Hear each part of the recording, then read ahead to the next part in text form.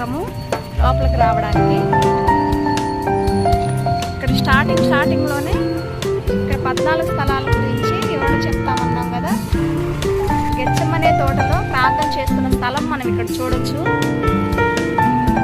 బైబిల్లో మనం చదువుకున్న విధంగా యేసు ప్రభు ఆ రాత్రి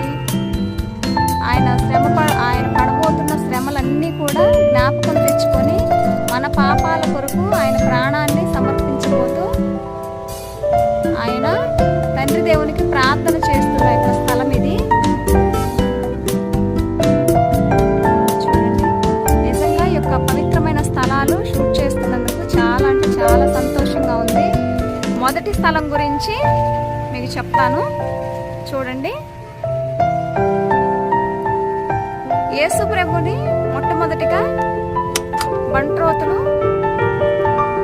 యేసు ప్రభుని బంధించడం మనం చూస్తాము. అదేవిధంగా పిలాతు మనకి వాక్యంలో చెప్పబడిన విధంగా పిలాతు ఈ మనిషిలో ఎటువంటి పాపము లేదు, ఎటువంటి శిక్ష వేయడానికి దేనికి కూడా పాపం నాకు కనిపించట్లేదని పిలాతు చెప్పి ఈ నిర్దోషిని శిక్షించిన పాపము నాకు కానీ నా కుటుంబానికి కానీ లేకుండా ఉండలాగా అని చేతులు కడుక్కుంటాడు కదా. మనం బైబిల్లో చదువుతాం. ఇక్కడైతే కళ్ళకు కనపడినట్టు చిత్రీకరించారు చూడండి. రెండవ స్థలం యేసు ప్రభుని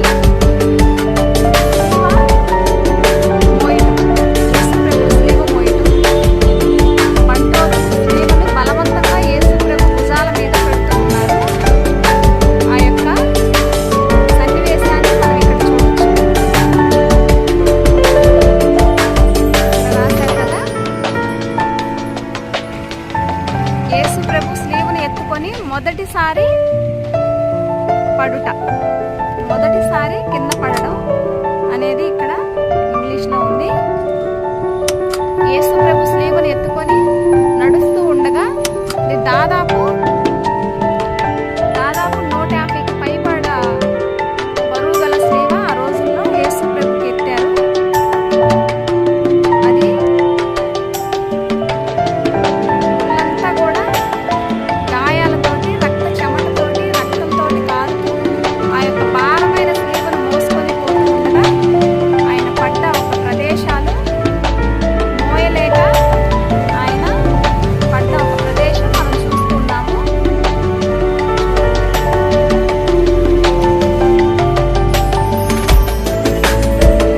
నాలుగవ స్థలం దగ్గరికి వచ్చాము. యేసు ప్రభు మేరీ మాతకి ఎదురుపడతాం. యేసు ప్రభు మేరీ మాతకు ఎదురుపడుట అంటే మరీ తల్లిని యేసు ప్రభు చూసారా. నిజంగా తెలియక ఆ తల్లిని ఎన్నో అంటూ ఉంటాము. చాలా మంది తెలియక అంటారు. కానీ తన అపురూపంగా పెంచుకున్న కుమారుడు ఏ పాపం తెలియకుండా, ఏ పాపం చేయకుండా స్లీవను మోస్తూ ఒళ్ళంతా గాయాలతో, తల మీద ముళ్ళ కిరీటంతో, ఒళ్ళు మొత్తం కూడా మాంసం ముద్దలాగా మారి ఒక స్లీవను మోసుకొని కఠినమైన పాపాలు చేసే వారిలాగా ఎదురుపడినా కూడా ఎవరిని ఏమీ దూషించలేదు. నిజంగా ఆమె చూసి మనం ఎంతో నేర్చుకోవాలి. ఎంతో సహనంగా అంత జరుగుతున్నా కూడా ఏమీ మాట్లాడకుండా మౌనంగా కన్నీరు కారుతున్నా మరి ఐదవ స్థలం దగ్గరికి వచ్చాము. చూడండి, 6వ స్థలం దగ్గరికి వస్తున్నాము. ఎరోనికమ్మ యేసు ప్రభుని చూసి ఆ స్త్రీని మోసుకొని పోతున్న యేసు ప్రభుని రక్తపు మాంసం ముద్దగా మారిన యేసు ప్రభుని చూసి తల్లడిల్లిపోయి ఆమె దగ్గర తల వస్త్రాన్ని తీర్చుకొని యేసు ప్రభు ముఖాన్ని తొడవడానికి వచ్చి ముఖాన్ని తుడుస్తుంది. అప్పుడు ఆయన ముఖ చిత్రం ఆ వస్త్రం మీద పడుట మనం గమనించవచ్చు. 7వ స్థలం యేసు ప్రభు రెండవసారి స్లీవని మోసుకొని పోతూ బోర్ల పడుట. మూడవ స్థలములో మొదటిసారి యేసు ప్రభు పడినట్టు మనం చూసాం కదా. ఇప్పుడు వచ్చేసరికి 7వ స్థలంలో మళ్ళీ రెండవసారి యేసు ప్రభు ఆ భారమైన స్లీవను మోయలేక రెండవసారి పడిపోతాడు. ఆ దృశ్యం ఇక్కడ మనం చూస్తున్నాం. 8వ స్థలం యేసు ప్రభు స్లీవను మోసుకొని పోతూ ఉండగా చాలా మంది స్త్రీలు యేసు ప్రభు ఎదురుగా వచ్చి బాధపడుతూ ఏడుస్తూ ఉన్న దృశ్యం. అయితే ఈ యొక్క స్థలములో 8వ స్థలములో చాలా మంది స్త్రీలైతే ఈ దృశ్యంలో కనిపించట్లేదు, కానీ మామూలుగా అయితే అదే ఉద్దేశం. ఎందుకంటే బైబిల్లో కూడా మనం చదువుకుంటాం కదా, స్త్రీలంతా కూడా యేసు ప్రభు ఎదురుగా వచ్చి నిలబడి బాధపడి ఏడుస్తూ ఉంటారు. యేసు ప్రభు చెప్పే సమాధానం ఏంటి అంటే, నా కోసం ఏడవద్దు, మీకోసం మీ పిల్లల కోసం ఏడవండి అని యేసు ప్రభు సమాధానం ఇస్తారు. 9వ స్థలం యేసు ప్రభు మూడవసారి స్లీవను మోస్తూ బోర్ల పడుట. చూశారు కదా, ఆ భారమైన స్లీవను మోయలేక ఒళ్ళంతా కూడా మాంసపు ముద్దలాగా మారిన యేసు ప్రభు ఆ స్లీవను మోయలేక మళ్ళీ మూడవసారి పడిపోతారు. మన పాపాల నుంచి మనల్ని లేవనెత్తడానికి యేసు ప్రభు మూడవసారి పడ్డట్టు మనం ఇక్కడ చూస్తాం.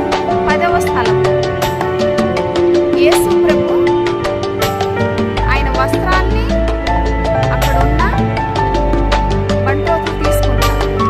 ఆయన వస్త్రాలు నూలు పోగైనా ఆయన ఒంటి మీద లేకుండా తీసివేశారని వాక్యంలో మనం విన్నాం కదా. ఆయన వస్త్రాలు చీల్చి వేసుకుంటారు అని యెషయా గ్రంథంలో ఉంటుంది. అయితే ఆ యొక్క వస్త్రాలు తీసేటప్పుడు ఎంత క్రూరంగా అక్కడ ప్రవర్తిస్తారు అని అంటే, యేసు ప్రభు దెబ్బలతోటి మాంసపు ముద్దలాగా మారిన ఆ శరీరానికి బట్టలన్నీ అంటుకుపోయి ఉంటాయి. ఆ టైంలో ఆ బట్టలు తీసినప్పుడు, యేసు ప్రభు వస్త్రాన్ని తీసినప్పుడు మాంసం కూడా ఆ వస్త్రానికి అంటుకొని వస్తుందని మనం చరిత్రలో చదువుకున్నాం, చూస్తూ ఉంటాం. 11వ స్థలము మనం చూడొచ్చు ఇక్కడ.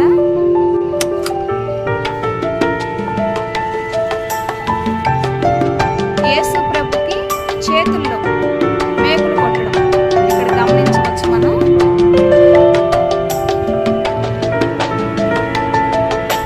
యేసు ప్రభుని స్లీవ్ మీద పడుకోబెట్టి 2 చేతులకి మేకులు కొట్టడం, 2 కాళ్ళు కలిపి మేకులు కొట్టడం మనం ఇక్కడ చూడొచ్చు. 12వ స్థలం ఇక్కడ చూస్తున్నాం కదా, యేసు ప్రభుని స్లీవ వేశారు. ఇక్కడ గోల్గొతా కొండపైన యేసు ప్రభు స్లీవ వేయడం, అక్కడ యోహాను గారు మరియ తల్లి అక్కడ యేసు ప్రభు దగ్గర ఉన్నట్టు మనం ఇక్కడ చూడొచ్చు. 13వ స్థలం యేసు ప్రభు స్లీవను మీద వేసి ఆయన ప్రాణాలు కోల్పోయిన తర్వాత ఆయన చనిపోతారు. ఇంకా యేసు ప్రభు మరణించడం, ఆ యేసు ప్రభు శరీరాన్ని వాళ్ళ అమ్మకి మరియ తల్లికి అప్పగించడం మనం ఇక్కడ గమనిస్తాము. ఆమె ఒళ్ళో పెట్టుకొని ఆ కుమారుణ్ణి ఎంతో దుఃఖిస్తూ మౌనంగా బాధపడుతూ పరమ తండ్రిని మౌనంతో వేడుకుంటున్న దృశ్యాన్ని మనం ఇక్కడ చూస్తాము. ఈ 13వ స్థలము కూడా ఒక ప్రత్యేకత ఉంది. వ్యాకుల మాత అంటారు ఇక్కడ. ఎందుకంటే ఆమె తన కుమారుని శరీరాన్ని తన ఒళ్ళో పెట్టుకొని 33.5 సంవత్సరాల క్రితం తన గర్భంలో దేవాతి దేవుడైన పరమ తండ్రి ఆజ్ఞను అనుసరిస్తూ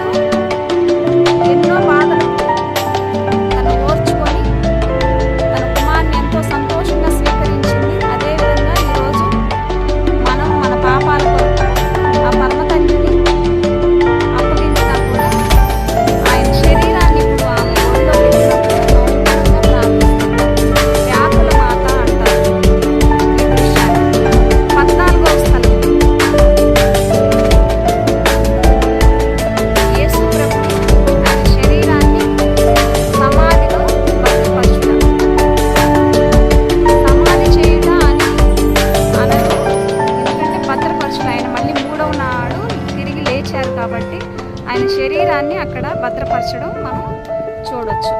చాలా పవిత్రమైన స్థలాలు, ప్రార్థన చేసుకోండి. ఈ ప్రతి ఒక్క స్థలం దగ్గర